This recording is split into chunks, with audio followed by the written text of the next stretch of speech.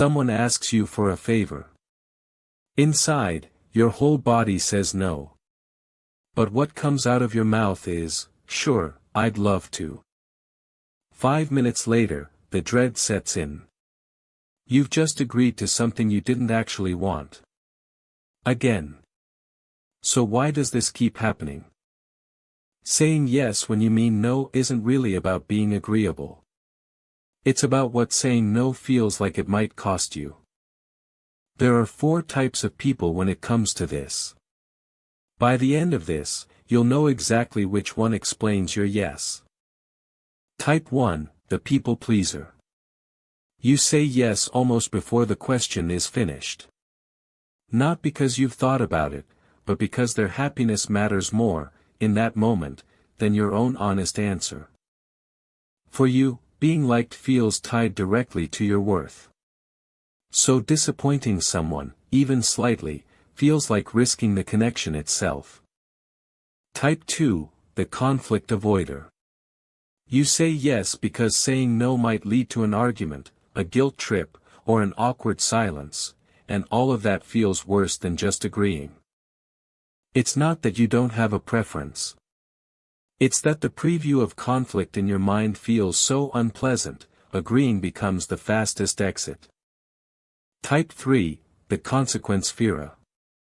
You say yes because somewhere in your mind, no carries a hidden cost, being seen as difficult, unreliable, or easy to replace.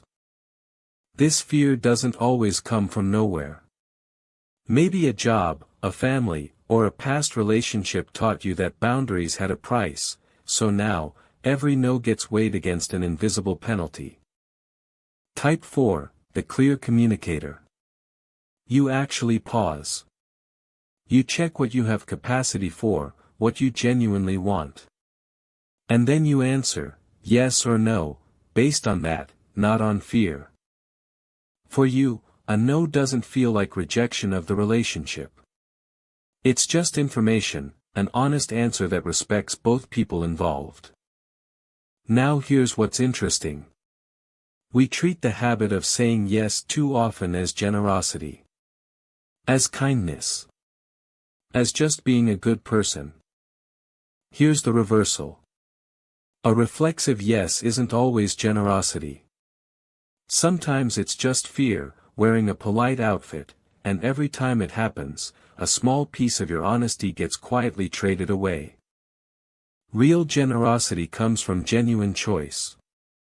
A forced yes isn't a gift to anyone, least of all to you. For the people pleaser, before answering, ask yourself what you actually want, separate from what they want to hear. For the conflict avoider, remind yourself that a respectful no rarely causes the explosion you're imagining. Most people can handle more honesty than you expect. For the consequence fear, test the fear once, in a low-stakes moment. Notice that the door usually stays open, even after a no. And for the clear communicator, keep modeling what an honest answer sounds like. It gives everyone around you quiet permission to do the same. So next time the word, yes, is already forming in your mouth, pause for 1 second. Ask what you'd say if the fear wasn't in the room. Which one are you, the people pleaser, the conflict avoider, the consequence fearer, or the clear communicator? Tell me below. And it's okay if your honest answer to that is also a no.